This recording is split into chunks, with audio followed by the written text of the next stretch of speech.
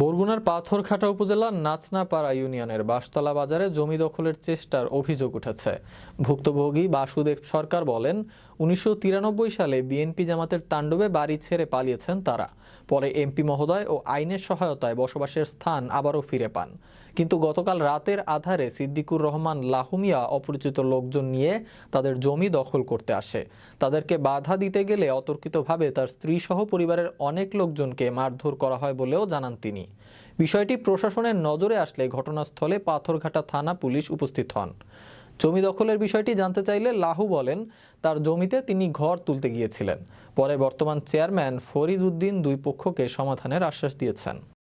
আমার বাড়ি রাতের আধারে আসিয়া জোর জবরদস্ত করিয়া দখল করিয়ে নিতে চায়। আমরা সংখ্যালঘু, আমরা কোথায় যাব, আমরা কেমনে থাকবো, খুব আতঙ্কের সহিত দিন কাটাইতে আছি।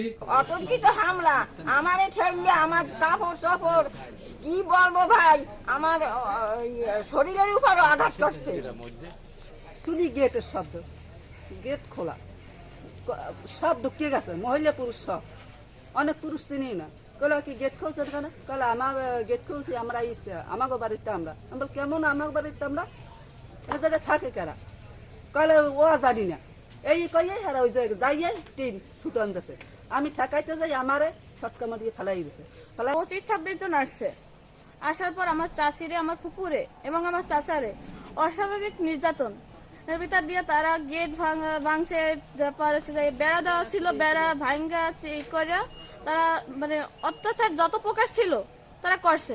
আমি বাধা দিয়ে মামলা করি, চেয়ারম্যানও যায় না। এরবার আবার এই কিছুদিন একবার কাইল গাছ কাটছে, গাছে আমি বাধা দিছি, হে বাধাও মানে না।